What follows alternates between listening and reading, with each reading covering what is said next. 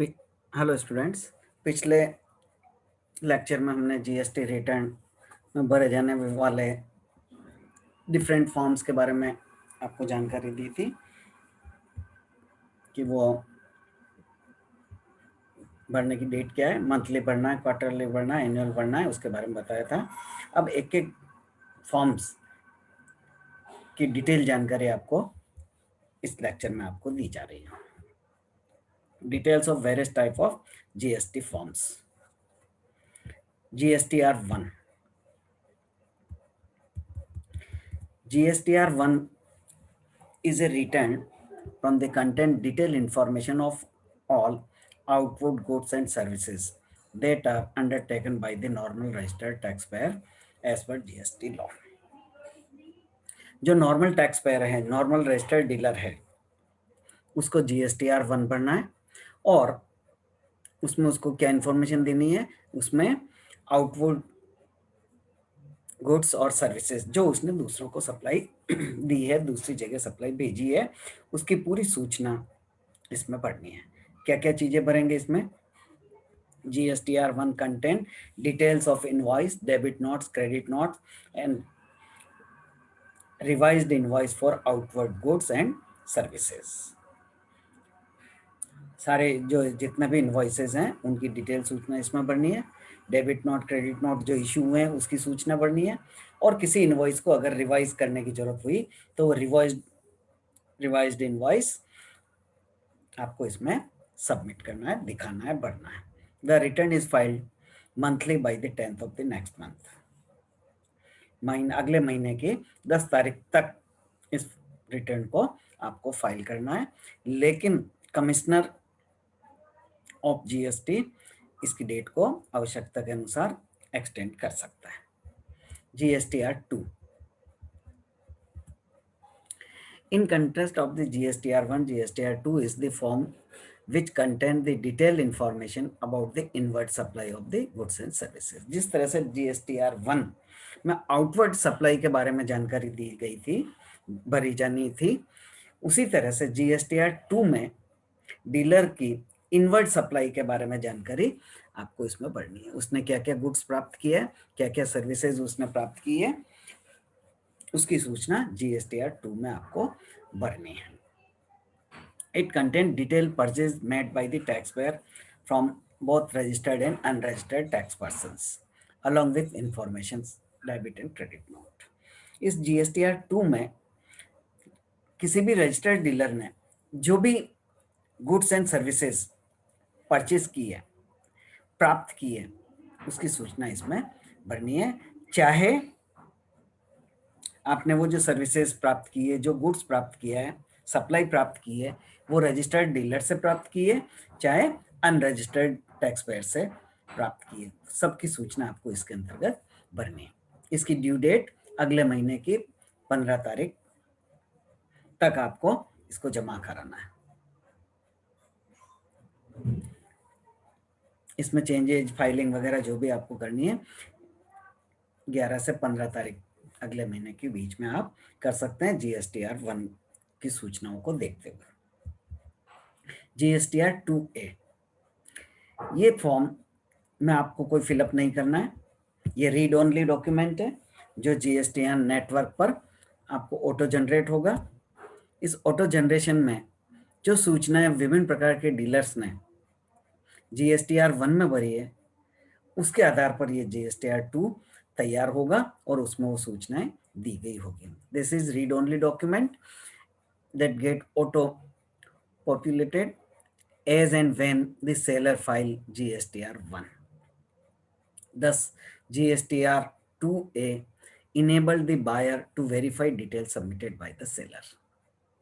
आपने जो जो सामान खरीदा है वो किसी के लिए आउटवर्ड सप्लाई होगी, और आउटवर्ड सप्लाई के अंतर्गत उसने अपना GSTR1 भरा होगा।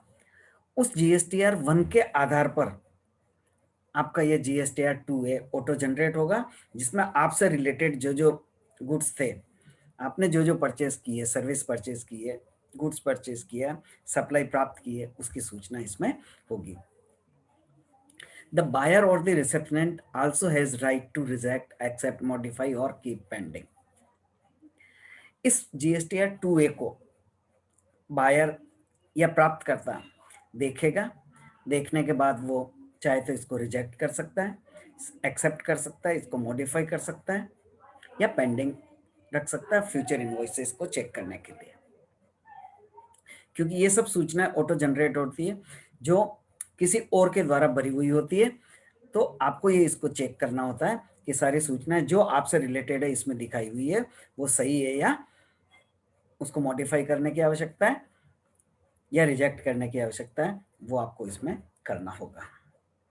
It is available to each registered normal tax payer, जो भी नॉर्मल टैक्स पेयर है उन सब के पास ये सूचना उपलब्ध होगी। In case any mismatch the receptionist can accept, reject, modify, keep pending. ये आपको अधिकार है, कोई भी मिसमैच होने पर उसको आप रिजेक्ट कर सकते हैं, मॉडिफाई कर सकते हैं। तो ऑटोमेटिकली GSTR 1 जिसने भरा होगा, जिससे ये सूचना प्राप्त हुई है, उसमें मॉडिफाई करना होगा। GSTR 3, GSTR 3 similar to GSTR 2A, GSTR 3 is also auto polluted। ये 3 भी अपने आप जनरेट होता है। It includes the information filed under GSTR 1 and GSTR 2 along with any other liability related to proceeding tax periods। ये GSTR 2A और 3 के समान है। इसके अंतर्गत जो भी आपकी टैक्स लाइबिलिटीज वगैरह बनती है वो इसमें दिखाई हुई होती है। ये नेक्स्ट मंथ के 20 तारीख तक आपको दिखा हुआ होगा, आपको उसको चेक कर सकते हैं। GSTR 3B, it is a summarized monthly return of outward and inward supply। GSTR 1 था आपका आउटवर्ड सप्लाई के लिए, GSTR 2 था आपका इनवर्ड सप्लाई के लिए। अब ये GSTR 3B जो है, इनवर्ड और आउटवर्ड दोनों तरह की सप्लाई का एक समराइज्ड सारांश के रूप में ये दिखाया हुआ होता है, इसमें दिखाना होता है। It is filed separately by the both purchaser and suppliers. Purchase जिन्होंने किया है या जिन्होंने सप्लाई किया उन दोनों को 3B भरना होता है और समरी के रूप में इसमें दिखाना होता है। GSTR 3B is self declaration by the tax pair of the GST tax liabilities of the concern period. ये आपको खुद भरना है, सेल्फ डिक्लेरेशन इसमें देना है और जो टैक्स लाइबिलिटी बनती है उसके बारे में जानकारी देनी है। Every normal registered tax payer need to file GSTR 2B even if the tax liability is 0। अगर आप नॉर्मल टैक्स पेयर हैं और आपकी टैक्स लाइबिलिटी नहीं भी है तो भी आपको GSTR 3B भरना है, और टैक्स लाइबिलिटी है तो उसमें आपको सारी चीजें दिखानी है। नेक्स्ट आता है आपका GSTR 4। ऐसे टैक्स पेयर, ऐसे रजिस्टर्ड GST टैक्स पेयर्स जिन्होंने कंपोजिशन स्कीम एक्सेप्ट की हुई है, जो स्मॉल ट्रेडर्स हैं, उनको ये GSTR 4 भरना होता है। ये मंथली भरना होता है, और जिनका टर्नओवर 1.5 करोड़ रुपए एनुअल से तक है या उससे कम है, उन लोगों को, वो लोग ये कंपोजिशन स्कीम ले सकते हैं और ये फॉर्म भर सकते हैं। It is used to file quarterly returns for the tax payer registered under composition scheme. ये क्वार्टरली भरना होता है। अब तक GSTR 1, 2, 3 मंथली भरने होते थे, ये क्वार्टरली भरना है।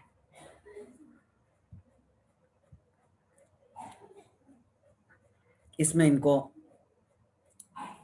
जितना माल इन्होंने प्राप्त किया है, जो बेचा है, जो दूसरों को दिया है, उन सब की सूचना इसमें भरनी होती है। और टैक्स जो जो इन्होंने एक फिक्स रेट से टैक्स जमा कराया उसके इस रिटर्न फाइल में आपको दिखाना होता है। ड्यू डेट इसकी क्या है?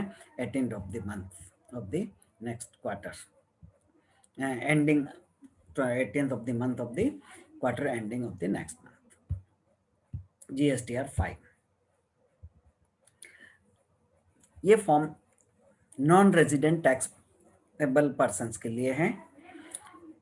ऐसे रजिस्टर्ड पर्सन जिनका भारत में कोई फिक्स स्थान नहीं है, कोई फिक्स बिजनेस की जगह नहीं है, उन लोगों को GSTR 5 सबमिट करना होता है। The return include detail inward and outward supply.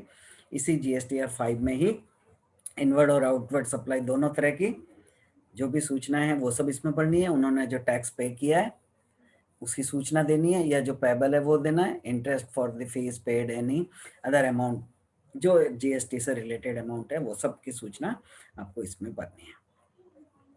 The non-resident taxpayer is a person who supply goods and services occasionally. जो occasionally goods और services supply करता है वो इसके अंतर्गत रजिस्टर्ड होता है। इनका कोई फिक्स प्लेस नहीं है भारत में, and can also supply your good services in any capacity. GSTR 6, ये GSTR 6 मंथली फॉर्म है। कौन भरेगा? ईच इनपुट सर्विस डिस्ट्रीब्यूटर्स, जो भी इनपुट सर्विस डिस्ट्रीब्यूटर्स हैं उनको GSTR फॉर्म हर महीने भरना होता है। It provides the details of invoices which are issued by ISD, input service distributors. ऐसे डिस्ट्रीब्यूटर्स जिन्होंने जो सर्विस प्रोवाइड की है उसकी पूरी डिटेल इसके अंतर्गत दिखाई जाएगी। And the credit has been receive, और उनको जो क्रेडिट मिली है उनकी इसमें सूचना दी जाएगी। It summarizes the total input tax credit available for distributor and made is available each receipt in part B of GSTR 2A. जो इनपुट सर्विसेज का क्रेडिट लेना है उन सब की सूचना इसके अंतर्गत आ जाएगी। The due date of file GSTR 6 of the 13th of the next month. GSTR 7. It is filed by the taxpayer who required to deduct TDS as per GST law. Government ने बहुत सारे व्यक्तियों को TDS काटने के लिए अधिकृत किया है, उनकी लाइबिलिटी दी है कि वो जो भी पेमेंट करें उस पर GST का TDS करें। ऐसे व्यक्ति जिनकी ये लाइबिलिटी है उनको GSTR 7 फाइल करना होगा, और वो फाइल अगले महीने की 10 तारीख तक आपको सबमिट करना है। इसमें उनको ये दिखाना है कितना टैक्स काटा गया है, कितना उन्होंने सर्विसेज या गुड्स प्राप्त किया है, और कितना पेमेंट किया, कि फीस पेनल्टी वगैरह क्या है, ये सब सूचना इसमें देनी है। GSTR 8, ये कौन भरेगा? GSTR 8 is filed by those e-commerce platform which are required to collect TCS।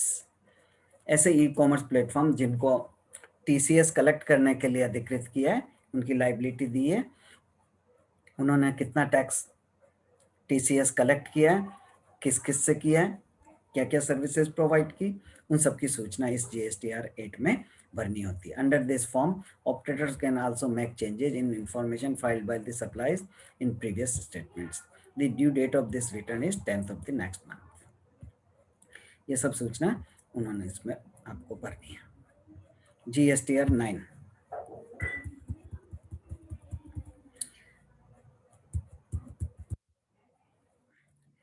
as per section 44(1), each registered taxpayer need to furnish an annual return for each financial year। हर एक साल के लिए टैक्स पेयर को अपना monthly quarterly return भरने के साथ साथ एनुअल रिटर्न भी आपको फाइल करना होगा, वो GSTR 9 कहलाएगा। इस 9 फॉर्म में आपको ये सब सूचना भरनी है।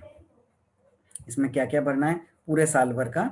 It include detail of the input tax credit, casual tax person, person who have to pay tax under section 51, 52, detail and non-resident taxable person।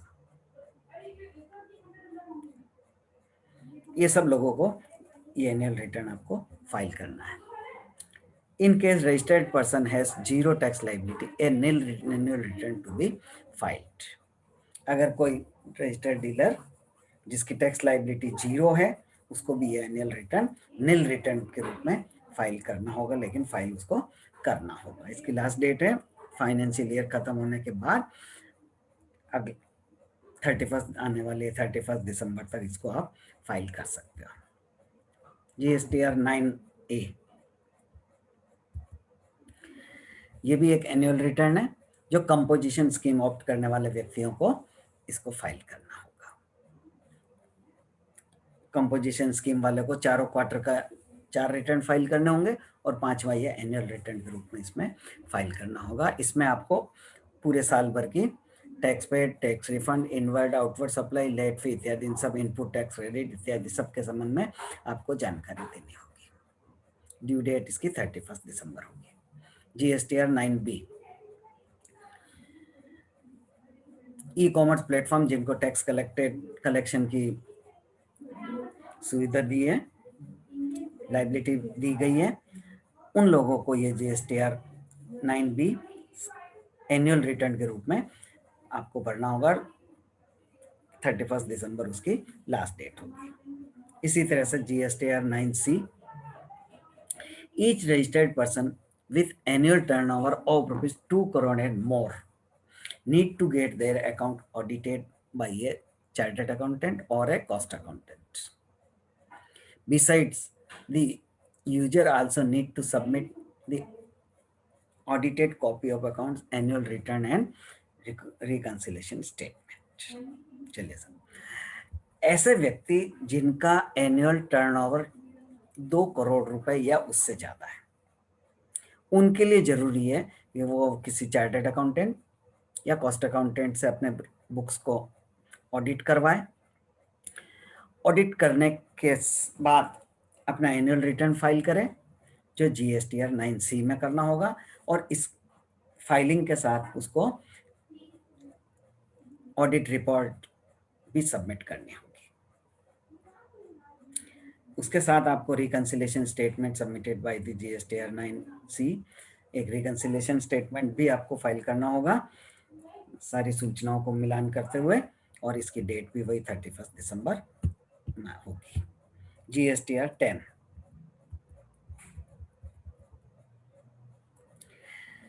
it is final return to be filed by the user whose GST registration has cancelled. जिसका GST का registration cancel हो गया है, चाहे government ने कुछ वजह से कैंसिल किया हो या आपने खुद ने अप्लाई करके इसको कैंसिल करवाया हो, आपने सरेंडर किया हो, तो ऐसी स्थिति में GSTR 10 फाइल करना होगा। और ये फाइल कब करना होगा? जब आपने ये कैंसिल किया या सरेंडर किया, उसके 3 महीने के अंदर अंदर आपको इसको भरना होगा। However, such person does not include person paying tax under composition scheme, a person who is collecting TDS, TCS, input service distributors, ये सब।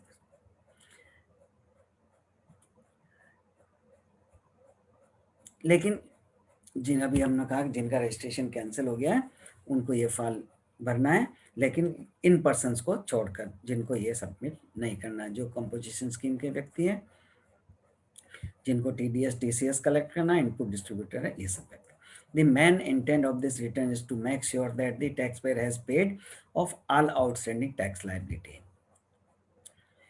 इस फॉर्म का भरने का पर्पस ये है कि क्योंकि उसका रजिस्ट्रेशन कैंसिल हो गया है, निरस्त हो गया है, तो उसको ये चेक करना कि उसकी कोई टैक्स लाइबिलिटी बाकी तो नहीं है, उसने जितना टैक्स बनता था वो सब पे कर दिया है, जो टैक्स उसने कलेक्ट किया था सरकार को जमा करा दिया। इन सब सूचनाओं के लिए इसको ये फाइल करना होता है। क्या क्या है? The liability is higher of output tax payable on finished goods, semi-finished goods, capital goods, plant and machinery. Input tax related to such goods and machines. Due date of this file is, इसकी due date क्या है? इसकी 2 तरह की date है, जिस दिन ये date of order of cancellation या 3 months from the date of registration getting cancelled. जब आपका रजिस्ट्रेशन कैंसिल हुआ तो उस डेट को, या 3 महीने के अंदर अंदर, जो भी इन दोनों में से पहले की डेट होगी उस डेट को आपको ये फाइल करना है। GSTR 11, this return is for those users who have allotted UIN, unique identification number. ये GSTR 11 कौन भरेगा? जिनको यूनिक आइडेंटिफिकेशन नंबर अलॉट किया गया है, उनको ये रिटर्न फाइल करना है।